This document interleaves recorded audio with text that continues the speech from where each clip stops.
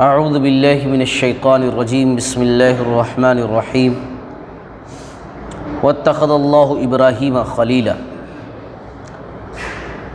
محترم سامعین، آج میں آپ حضرات کے سامنے حضرت ابراہیم علیہ السلام کا قصہ بیان کرنے جا رہا ہوں۔ حضرت ابراہیم علیہ السلام کا قصہ جاننا بہت ضروری بھی ہے، اس لیے کہ ان کا تذکرہ قرآن میں بہت مرتبہ آیا ہوا ہے، تقریباً 73 مرتبہ ان کا ذکر کیا گیا ہے۔ باقاعدہ ان کے نام سے مکمل ایک سورہ قرآن مجید کے اندر سورہ ابراہیم کے نام سے موجود ہے، اور جتنے نبی اور رسول گزرے ہیں ان نبیوں اور رسولوں میں 5 ایسے ہیں جو اولو العزم ہیں، یعنی سب سے زیادہ گریٹ مانے گئے ہیں، سب کا الگ الگ ایک مقام ہے۔ 5 لوگ ایسے ہیں جن کا زیادہ اونچا مقام ہے۔ ایک حضرت نوح علیہ السلام، دوسرے ابراہیم علیہ السلام، تیسرے موسیٰ علیہ السلام، چوتھے حضرت عیسیٰ علیہ السلام، اور حضرت محمد صلی اللہ علیہ وسلم ہمارے نبی۔ ایک فضیلت تو یہ ہوگی ابراہیم علیہ السلام کی کہ اولو العزم پیغمبروں میں سے ایک ہیں، اور ان کی سیرت جاننا، ان کا قصہ جاننا اس لیے بھی ضروری ہے کیونکہ کسی نبی کا نام لے کر کے اللہ تعالیٰ نے قرآن میں یہ نہیں کہا کہ فلاں نبی کی زندگی ہمارے لیے اسوہ ہے، آئیڈیل ہے۔ ہمارے نبی کو چھوڑ کر کے ہمارے نبی کی زندگی تو ہمارے لیے اسوہ ہے ہی ہے، اس میں تو کوئی شک ہی نہیں ہے، وہ تو ہمارے نبی، ہم ان کے امتی ہیں۔ لیکن آپ صلی اللہ علیہ وسلم کے علاوہ کسی اور نبی کا نام لے کر کے اللہ نے نہیں کہا کہ فلاں نبی کی زندگی سے حود علیہ السلام کی زندگی، موسیٰ علیہ السلام کی زندگی یا نوح علیہ السلام کی زندگی تمہارے لیے آئیڈیل ہے، ایسا نہیں کہا۔ لیکن ابراہیم علیہ السلام کے تعلق سے اللہ نے کہا سورہ الممتحنہ کے اندر، قد کانت لکم اسوۃ حسنۃ فی ابراہیم والذین معہ، یقیناً تمہارے لیے حضرت ابراہیم علیہ السلام میں اور ان کے ساتھیوں میں بہترین نمونہ ہے۔ ان کے ساتھی کون؟ اب ان کے بیٹے اسماعیل علیہ السلام ہیں، بیوی ہاجرہ ہیں، بیوی سارہ علیہ السلام ہیں۔ ان تمام لوگوں کی زندگیاں کیسے گزری، ان تمام لوگوں کی زندگیوں میں اس واقعے میں تمہارے لیے بہت ساری باتیں ہیں، یہ اللہ نے کہا۔ تو ظاہر سی بات ہے باتیں اسی وقت معلوم ہوگی جب جانیں گے۔ اور امت محمدیہ کا اور ابراہیم علیہ السلام کا ایک گہرا کنیکشن ہے، دوسرے نبیوں کو چھوڑیے، ابراہیم علیہ السلام سے امت محمدیہ کا، ہم لوگوں کا ایک گہرا کنیکشن ہے۔ جیسے میں مثال دوں، ترمذی کی حدیث ہے، اللہ کے نبی صلی اللہ علیہ وسلم جب معراج پر گئے اور ابراہیم علیہ السلام سے ملاقات کی تو ابراہیم علیہ السلام نے ہم لوگوں کو سلام کہلوایا، کہا کہ جا کر کے اپنی امت کو میری طرف سے سلام کہنا۔ کسی نے، حالانکہ بہت سارے نبیوں سے ملاقات ہوئی لیکن کسی نبی نے ایسا نہیں کہا، لیکن ابراہیم علیہ السلام نے کہا کہ میری طرف سے جا کر کے میرا سلام کہنا اپنی امت کے لوگوں کو، اور کہنا کہ جنت کی مٹی بڑی زرخیز ہے۔ زرخیز کا مطلب بہت جلدی جو ہے اس میں پودے نکلتے ہیں، بڑی زرخیز ہے، اور یہاں پر جو ہے سبحان اللہ والحمدللہ لا الہ الا اللہ واللہ اکبر کہہ کر کے اپنے نام سے جھاڑ لگا سکتے ہیں، مطلب اپنی زمین وہاں پر بنا سکتے ہیں، اپنا ایریا بنا سکتے ہیں جنت کے اندر۔ جنت کے اندر اپنا ایریا بنانے کا مطلب جنت میں داخل ہو جانا ہے نا۔ تو یعنی یہ بات کہلوائی کہ جا کر اپنی امت کے لوگوں کو سلام کہنا اور ایسا ایسا جا کر کے بتانا، آپ صلی اللہ علیہ وسلم سے کہا۔ تو اس ناحیت سے بھی ہمارا ایک گہرا تعلق ہے ابراہیم علیہ السلام سے، اور ابراہیم علیہ السلام سے ہمارا اس ناطے بھی بڑا گہرا تعلق ہے کہ ہم بھی ابراہیم علیہ السلام کو اتنا ہی زیادہ مانتے ہیں۔ اب دیکھیے جب ہم اپنے نبی پر درود پڑھتے ہیں تو کس کا نام آتا ہے ہمارے نبی کے علاوہ درود میں؟ اللہم صلی علی محمد وعلی آل محمد کما صلیت علی ابراہیم وعلی آل ابراہیم انک حمید مجید، اللہم بارک علی محمد وعلی آل محمد کما بارکت علی ابراہیم وعلی آل ابراہیم انک حمید مجید۔ کسی اور نبی کا نام نہیں آتا لیکن ابراہیم علیہ السلام کا نام آتا ہے۔ کیوں؟ کیونکہ ہم لوگوں کا ابراہیم علیہ السلام کا بڑا گہرا کنیکشن ہے، تعلق ہے۔ تو اسی لیے بھی ابراہیم علیہ السلام کی اسٹوری، واقعہ، ان کا قصہ جاننا ہم لوگوں کے لیے بہت ضروری ہے۔ چلیے ہم واقعہ جانتے ہیں۔ ابراہیم علیہ السلام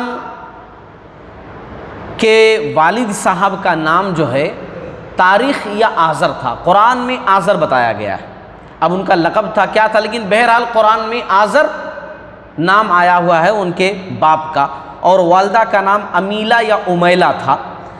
ابراہیم علیہ السلام کی کنیت ابو الزیفان تھی۔ ابو الزیفان کا مطلب مہمانوں کے باپ، بہت زیادہ مہمان نواز تھے حضرت ابراہیم علیہ السلام، اور ان کی پیدائش عراق میں ہوئی تھی، عراق کے شہر بابل میں ابراہیم علیہ السلام پیدا ہوئے تھے۔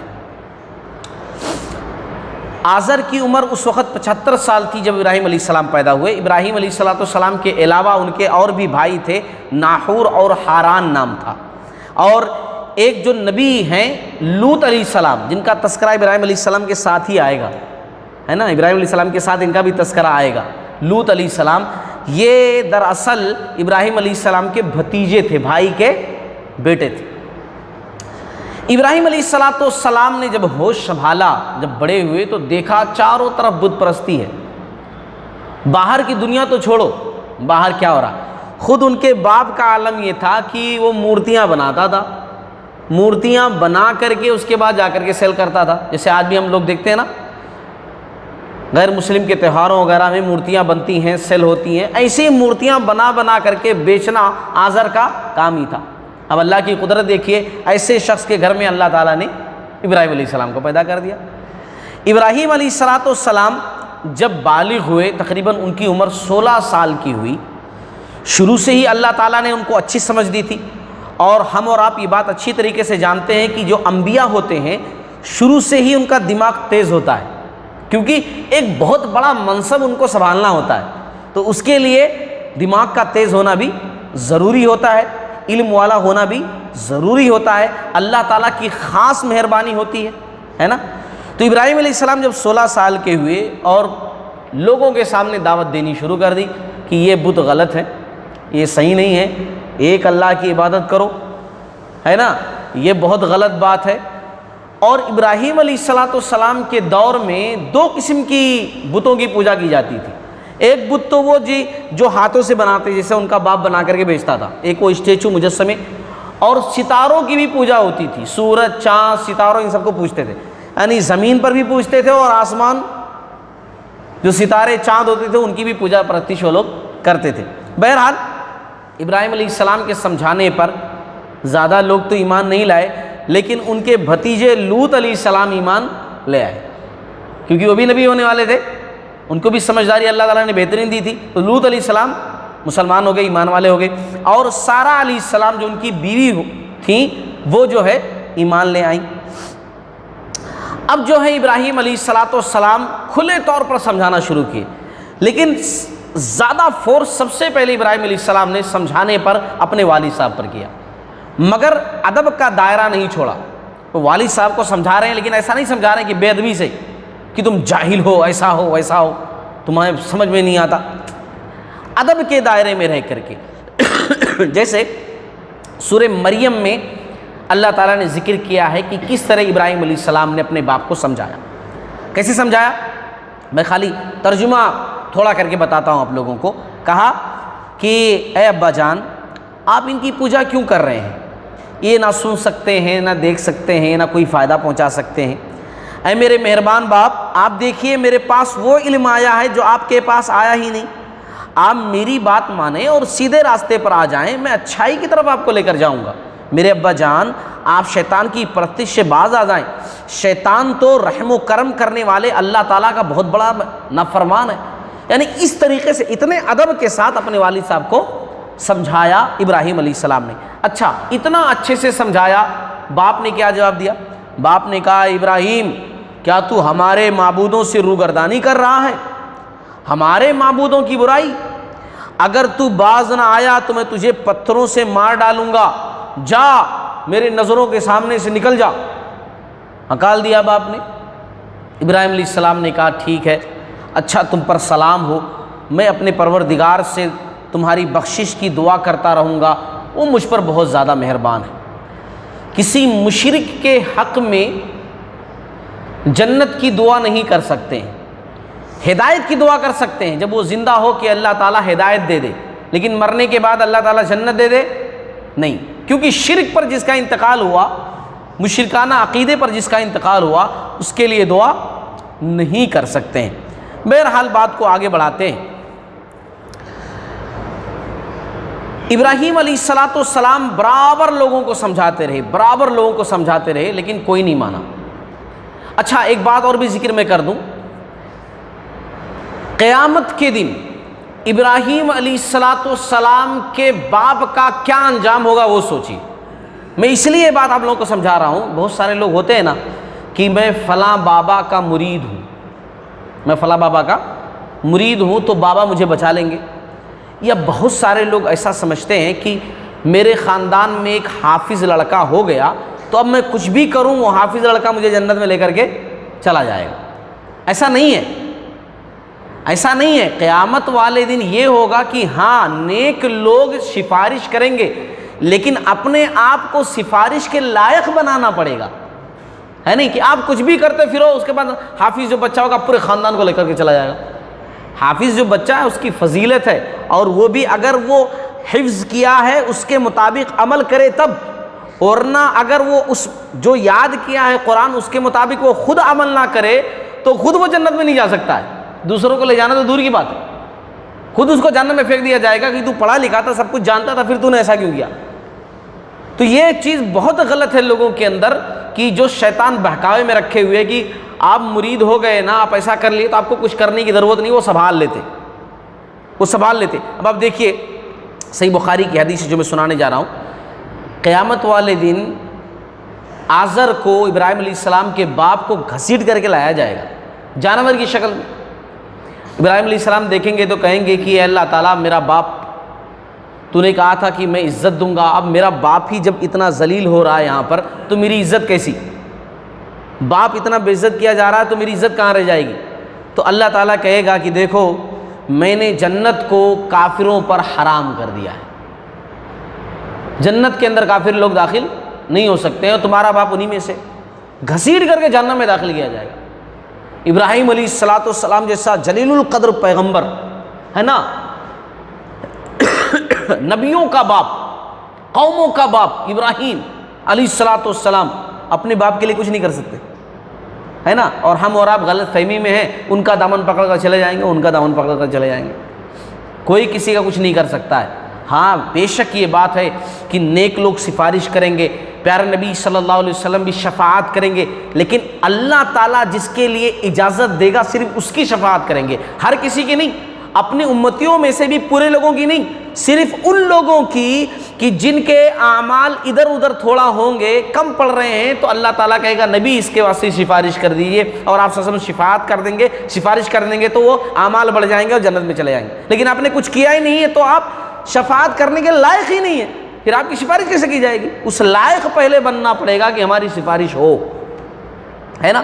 چلیے بات کو آگے بڑھاتے ہیں۔ ابراہیم علیہ السلام نے دیکھا کہ قوم ستاروں کی بھی پوجا کر رہی ہے، چاند، سورج، ستارے، ان کو بھی مان رہی ہے، تو ابراہیم علیہ السلام نے ایک بہترین آئیڈیا سوچا ان کو سمجھانے کے لیے، بہت بہترین آئیڈیا۔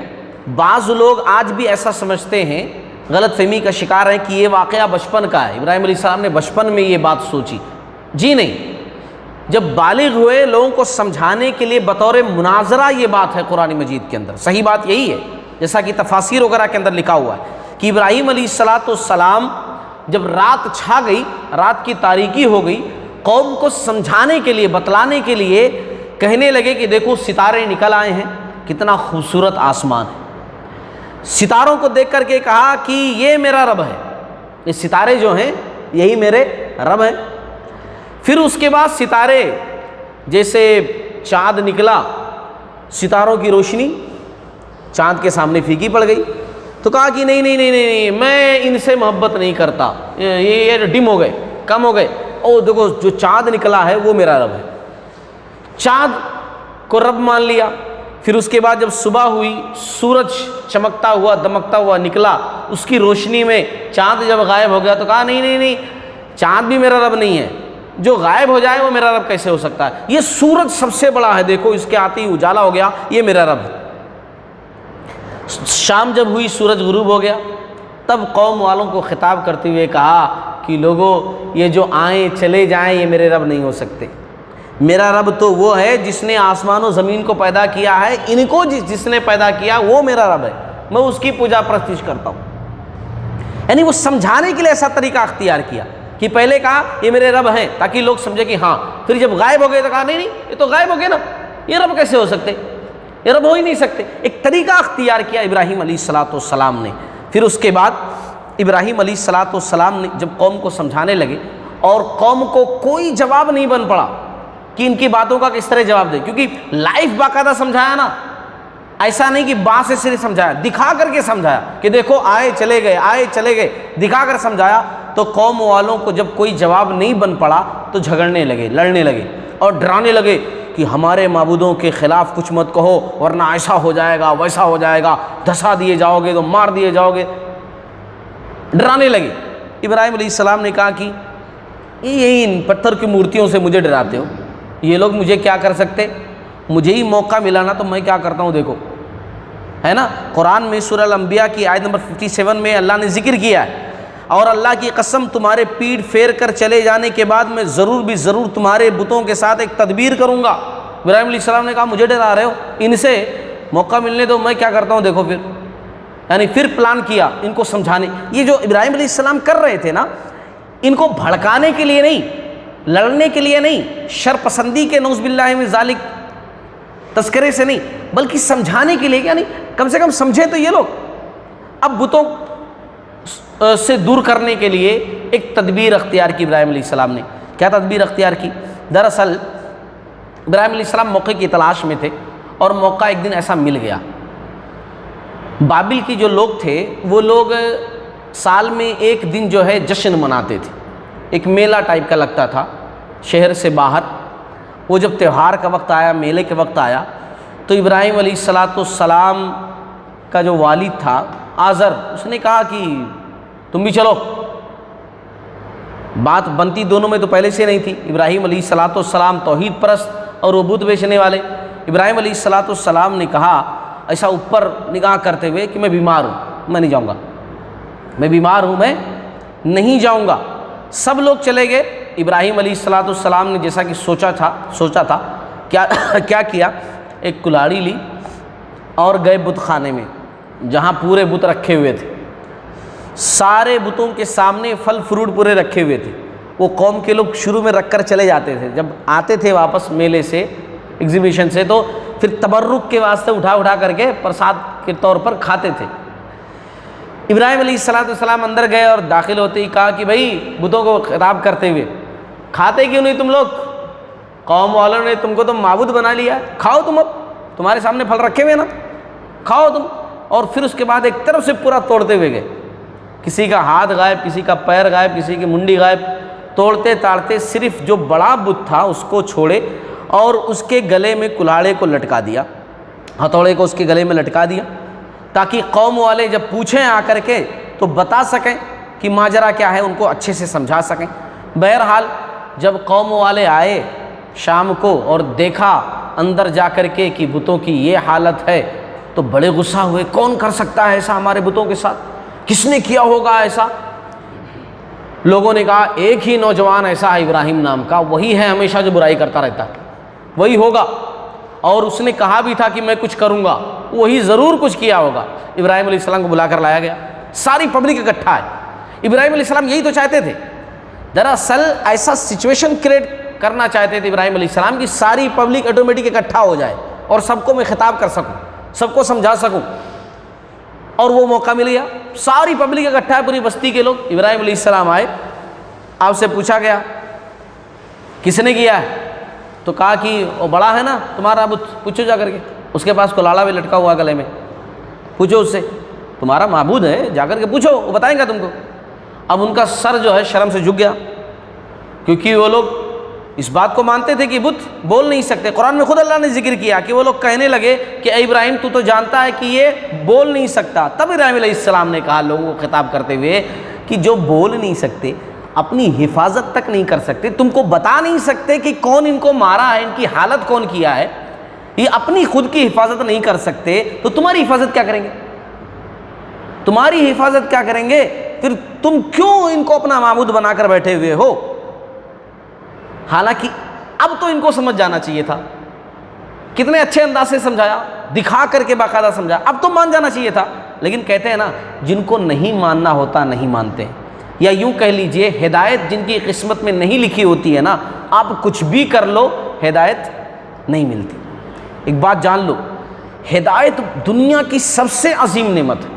اس دنیا کے اندر بغیر چاہت کے دولت ہر چیز مل سکتی ہے آپ کو، لیکن ہدایت بغیر چاہے ہوئے نہیں مل سکتی۔ آپ کو ایک قدم تو بڑھانا پڑے گا، تب آپ کی طرف 10 قدم ہدایت بڑھے گی۔ ہدایت بہت بڑی چیز ہے، اسی لیے ہمیشہ ہدایت پر چلنا چاہیے۔ اور اسی لیے جب بھی ہم نماز پڑھتے ہیں نا، سورۃ الفاتحہ کے اندر آپ دیکھو اللہ تعالیٰ نے کیا کہا؟ اہدنا الصراط المستقیم، اے اللہ تعالیٰ سیدھے راستے پر چلانا۔ ہمیشہ ہمیں یہ دعا کرتے رہنا، کیونکہ ہدایت بہت بڑی نعمت ہے۔ تو بہرحال قوم والوں کو کوئی جواب نہیں بن پڑا، کیا جواب دیتے؟ بت تو بول نہیں سکتے، تو بولے کہ پورے لوگاں کی اس کو سزا دو اور اپنے بتوں کی مدد کرو۔ اپنے بتوں کی خود مدد کرنے والے ہے نا، اپنے بتوں کی مدد کرو، اس کو جلا دو، مار دو، ختم کر دو۔ بہرحال ابراہیم علیہ السلام کو پکڑ لیا گیا۔ اب چونکہ خاندانی سپورٹ بھی نہیں تھا، اس وقت کون مسلمان تھے؟ ایک ابراہیم علیہ السلام، ایک لوط علیہ السلام، ایک بیوی سارہ، بس۔ اور باقی پوری دنیا ایک طرف۔ پوری دنیا میں اس وقت 3 ہی لوگ مسلمان تھے، صرف 3 لوگ، باقی پوری دنیا ایک طرف۔ اب آپ سوچئے کتنے جگر کی بات ہے یہ، ہے نا، کتنے جگر کی بات ہے کہ 3 لوگ صرف تنے تنہا ٹھہرے ہوئے ہیں اور پوری دنیا ایک طرف، لیکن پھر بھی اللہ کے بندے ٹھہرے ہوئے ہیں، کھڑے ہوئے ہیں۔ ابراہیم علیہ السلام کے لیے ایک سزا یہ تجویز کی قوم والوں نے، ایک بڑا گڑھا کھودا اور کافی لکڑیاں اکٹھی کی گئیں، اور ایسا نہیں کہ ایک دن میں اکٹھی کی گئیں، کئی دن لگے لوگوں کو لکڑیاں اکٹھی کرتے ہوئے۔ یہاں تک کہ تفسیر وغیرہ کے اندر لکھا ہوا ہے، کوئی عورت اگر بیمار پڑ جاتی تو وہ منت مانتی کہ اپنے دیوی دیوتا سے جس کی پوجا کرتی تھی کہ مجھے ٹھیک کر دو تو میں ابراہیم کو جلانے کے لیے اتنی لکڑیاں دوں گی۔ ایسا بہت ساری لکڑیوں کا انبار ہو گیا، پھر اس کے بعد گڑھے میں ڈالا گیا، لکڑیاں باقاعدہ سلگائی گئیں اور اتنی زبردست آگ بھڑکائی گئی کہ ویسی آگ کبھی نہیں بھڑکائی گئی تھی، اتنی زبردست آگ بھڑکائی گئی، یہاں تک کہ اگر کوئی پرندہ وغیرہ بھی اس کے اوپر سے گزرتا تو جھلس کے گر جاتا اس کے اندر، اتنی زیادہ زبردست آگ جو ہے بھڑکائی گئی، لگائی گئی۔ ایک شخص تھا جس کا نام تھا ہیزن، اس نے ایک منجنیق بنائی۔ منجنیق بولے تو ایک ایسی مشین، اب آج کل تو بہت ساری مشینیں، ایک چیز ایک جگہ سے اٹھا کر کے دوسری جگہ جا کر ڈال دو، ہے نا، ایسی آج کل تو بہت ساری مشینیں، منجنیق ان کو بولتے ہیں پرانی زبانوں کے اندر۔ دنیا کے اندر ایسی مشین فرسٹ ٹائم اسی نے بنائی، مگر کسی اچھے کام کے لیے نہیں، برے کام کے لیے۔ اچھے کام کے لیے بناتا تو اچھائی کا بدلہ ملتا، برے کام کے لیے بنایا اس نے، اللہ تعالیٰ نے اس کو زمین میں دھسا دیا اور قیامت تک دھستا جائے گا۔ یہ ہیزن جو شخص تھا، اس نے منجنیق بنائی اور پھر اس میں سے یعنی اس کی مشین کے ذریعے سے ابراہیم علیہ السلام کو اٹھا کر کے پھر اس کو آگ میں، کیونکہ اس آگ کے قریب جانا بھی مشکل تھا، تو اس مشین کے ذریعے سے اٹھا کر کے اس میں آگ میں ڈالا گیا ابراہیم علیہ السلام کو۔ ابراہیم علیہ السلام کو جب ڈالا گیا آگ کے اندر تو ابراہیم علیہ السلام کون سی دعا پڑھ رہے تھے؟ حسبی اللہ و نعم الوکیل، میرا اللہ میرے لیے کافی ہے، بہترین کارساز۔ یہ بھی بات ملتی ہے قصص وغیرہ کے اندر کہ اس موقع پر جبریل امین بھی موجود تھے، بارش برسانے والا فرشتہ بالکل ریڈی تھا، کب اللہ کا حکم ہو میں بارش برسا دوں، میں پانی برسا دوں، ساری آگ بجھ جائے، لیکن اللہ تعالیٰ کی طرف سے ایسا کوئی حکم نہیں آیا۔ ابراہیم علیہ السلام کا بھروسہ دیکھیے، کسی کی مدد نہیں لی ابراہیم، جبکہ جبریل امین ساتھ میں ہے، میں کچھ کروں نہیں، مجھے میرا رب کافی ہے میرے لیے، کسی کچھ کرنے کی ضرورت نہیں، اتنا بھروسہ۔ اور اس بھروسے پر بھی ایک بات اور بھی ملتی ہے کہ اس وقت زمین پر جتنے جانور وغیرہ تھے وہ سب آگ کو بجھانے کی کوشش کر رہے تھے، ان سے جو ہو سکتا تھا وہ کر رہے تھے، جانور وغیرہ بھی۔ صرف اور صرف اللہ کے نبی صلی اللہ علیہ وسلم نے فرمایا، صحیح بخاری کی حدیث سے، چھپکلی اور گرگٹ یہ پھونک مار رہے تھے اور بھڑکانے کے لیے آگ کو، اسی لیے ان کو مارنے کا حکم دیا گیا کہ اگر چھپکلی ہے نا سپلک، اس کو ایک وار میں اگر مار دیا جائے تو صحیح مسلم کے ایک حدیث کے مطابق 100 پوائنٹ ثواب ہے، 100 پوائنٹ ثواب ہے۔ اما عائشہ رضی اللہ تعالی عنہا وغیرہ جو ہے مارا کرتی تھی، حدیث سے اس بات کی دلیل ملتی ہے۔ تو بہرحال ابراہیم علیہ السلام آگ کے اندر موجود ہیں، جبریل امین بھی وہاں پر موجود ہیں، اور ایک فرشتہ اور بھی موجود ہے جو ان کو سایہ کیے ہوئے ہے آگ سے بچانے کے لیے۔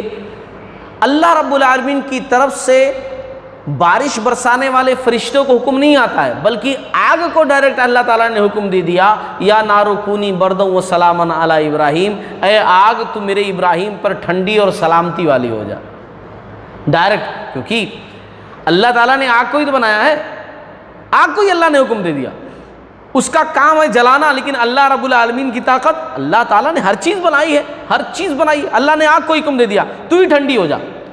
اور ٹھنڈی ہو جا صرف اتنا ہی نہیں کہا، غور کرو قرآن کے لفظ پر، ٹھنڈی ہو جا اور سلامتی والی ہو جا، کیونکہ اگر بہت زیادہ ٹھنڈی بھی ہو جائے تو اس سے بھی تکلیف ہو سکتی ہے۔ کسی کو جو ہے فریج میں بند کر دیا جائے فل اس کو کر کے، کیسا ہو جائے گا؟ وہ گل جائے گا، ٹھنڈ سے اس کو تکلیف پہنچ جائے گی۔ اسی لیے اللہ نے کہا ٹھنڈی ہو مگر اتنی ٹھنڈی کہ میرے ابراہیم کو کوئی تکلیف نہ پہنچے، وہ سلامت رہے، اتنی ٹھنڈی صرف۔ ابراہیم علیہ السلام تقریباً آتا ہے کہ 40-50 دن تک اس کے اندر تھے، ایسا باہر سے لگتا تھا کہ آگ ہے لیکن اندر بالکل ٹھنڈا ہو گیا، آگ نے اپنا کام کیا ہی نہیں، کیونکہ آگ کے رب نے حکم دے دیا ٹھنڈی اور سلامتی والی ہو جا۔ تو یہ تذکرہ جو میں کر رہا ہوں ابراہیم علیہ السلام کا، اس کے بعد پھر کیا ہوا انشاءاللہ اگلی قسط کے اندر ہم ذکر کریں گے۔